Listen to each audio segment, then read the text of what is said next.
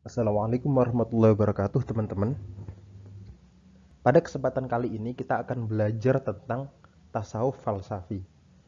Sebenarnya dalam hal ini saya sebagai guru kurang begitu menguasai, tapi saya mencoba untuk menjelaskan terlebih dahulu. Saya baca-baca beberapa artikel, beberapa referensi, kemudian semoga bisa menjadi penjelas bagi teman-teman. Jadi nanti kalau misalkan ternyata penjelasan saya ada yang kurang atau tidak sesuai dengan pemahaman kalian ketika di kelas 11 dan kelas 10 kemarin, silahkan langsung ditanyakan, langsung ditanggapi ya sebagai evaluasi. Monggo kita belajar bareng di sini ya. Jadi seperti itu. Semoga apa yang kita dapatkan hari ini dapat bermanfaat bagi kita kelak. Amin. Baik, kita lanjutkan berkenaan tentang pengertian tasawuf falsafi. Tasawuf falsafi adalah corak tasawuf yang fokus pada cara berpikir untuk mendekatkan diri kepada Allah Subhanahu wa taala. Sehingga dalam hal ini tasawuf falsafi kaya dengan pemikiran dan pengalaman filosofis pribadi para sufi. Jadi dalam hal ini tasawuf falsafi adalah berfokus pada bagaimana seorang filosof itu berpikir untuk mendekatkan diri kepada Allah. Sehingga dalam hal ini bisa dikatakan bahwa tasawuf falsafi adalah perpaduan antara sisi rasio dan juga rasa atau hati dari seorang falsafi. Jadi semacam sebuah teori yang memadukan antara rasio dan juga hati seorang filosof. Sehingga dalam hal ini tasawuf falsafi kebanyakan adalah pengalaman pribadi seorang sufi, dan itu kemungkinan tidak bisa ditiru oleh banyak orang.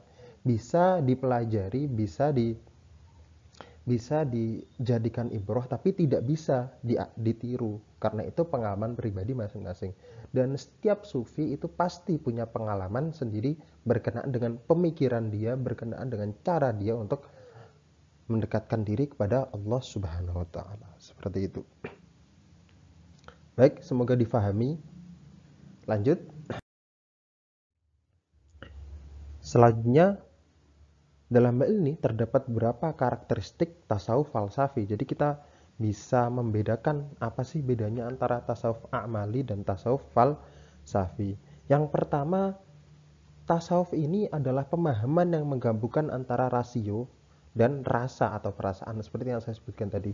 Jadi bagaimana seorang itu berpikir tentang Tuhan dengan cara rasio dan juga perasaan.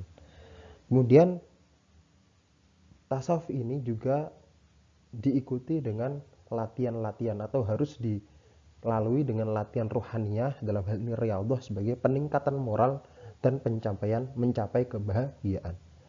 Kemudian iluminasi sebagai metode untuk mengetahui berbagai hakikat realitas. Apa sih iluminasi itu, Pak? Iluminasi itu semacam cahaya jiwa atau cahaya hakikat seperti itu.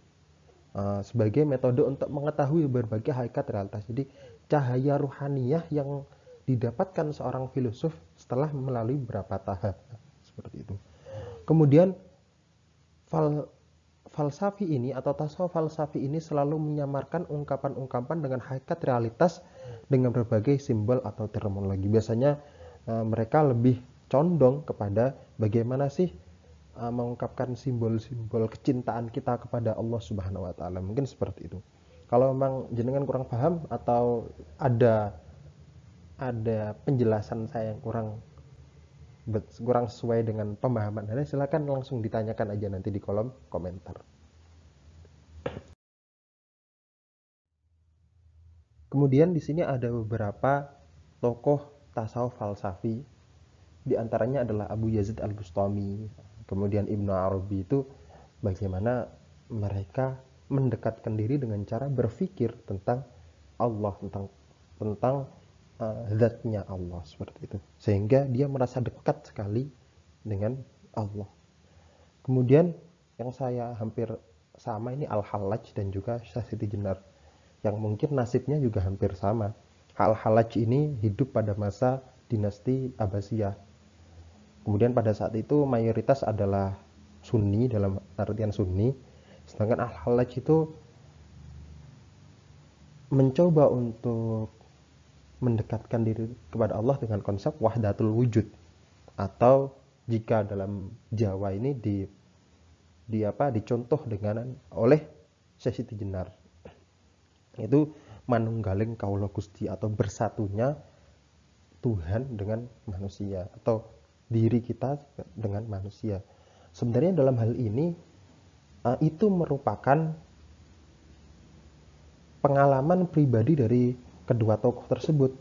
Akan tapi yang menjadi permasalahan ketika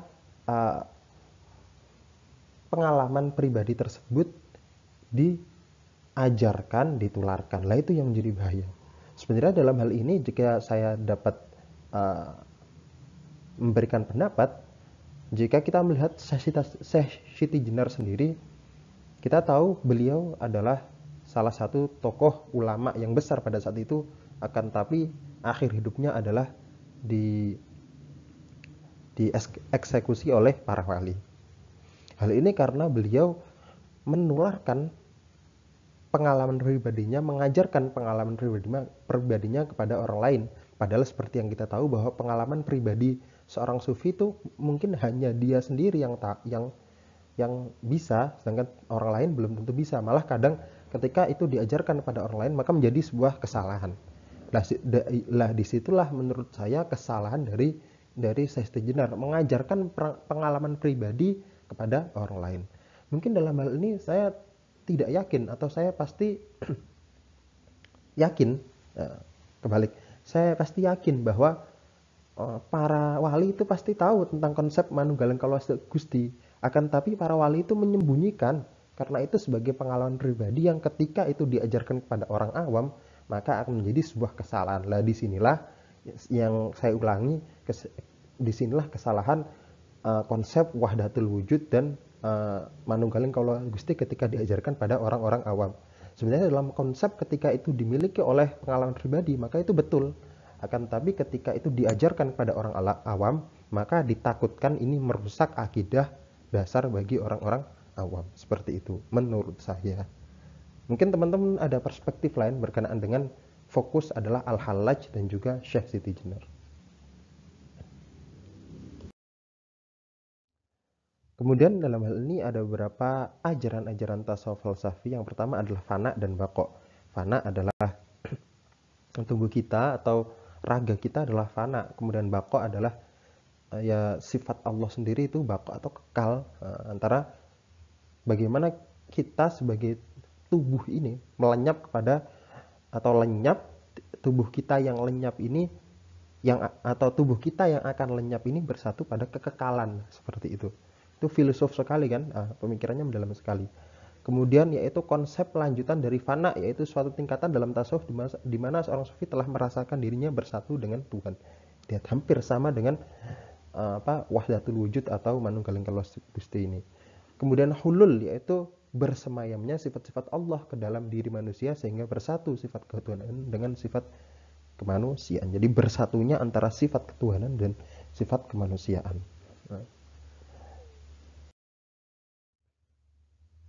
Selanjutnya namanya adalah isyraq, yang berarti terbit. Nah, ini hampir sama tadi iluminasi. Nah, isyraq adalah atau iluminasi, yaitu bersinar untuk memancarkan cahaya. Isyraq berkaitan dengan cahaya yang pada umumnya digunakan sebagai lambang kekuatan, kebahagiaan, ketenangan, dan hal-hal yang lain yang membahagiakan.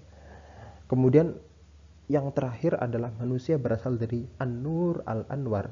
Nur Al-Anwar yang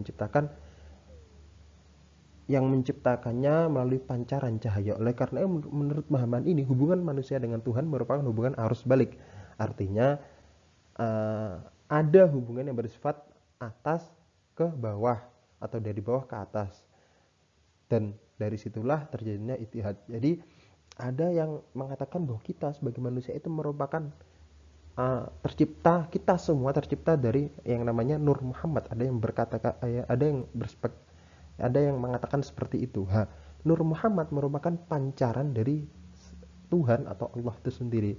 Berarti bisa kita pahami bahwa kita sendiri adalah pancaran dari nur nur Allah, seperti itu. Itu pemahaman berkenaan dengan tasawuf falsafi ini. Tapi saya ingatkan kembali, jangan terlalu dalam membahas ini terlebih dahulu. Mungkin karena ini di tingkatan madrasah aliyah, silahkan ini sebagai pemahaman atau sebagai pengetahuan awal terlebih dahulu berkenaan dengan tasawuf falsafi.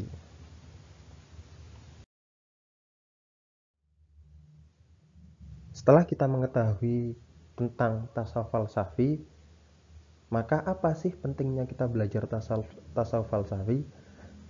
Selain sebagai sebuah pengetahuan terlebih dahulu, karena kita masih di tingkatan dasar atau di tingkatan awal belajar tasawuf falsafi, dalam hal ini Kemenak atau Menteri Agama saat ini merumuskan bahwa atau memberikan pendapat yang beracuan pada kitab Profesor Dr. Said Akhil Sirot tentang Allah dan alam semesta perspektif tasawuf falsafi.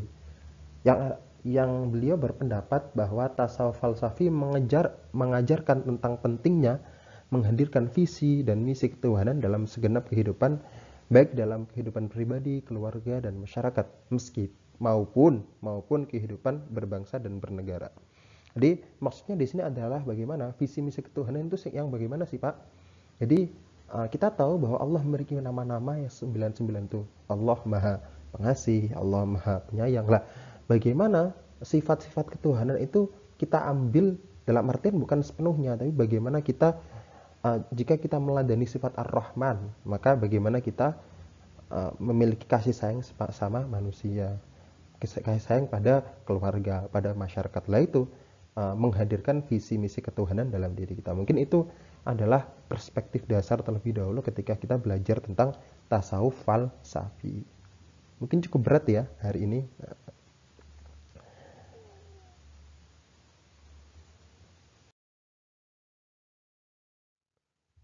Yang terakhir adalah terima kasih telah mendengarkan materi hari ini. Mungkin ada beberapa yang kurang jelas atau omongan saya yang terlalu cepat.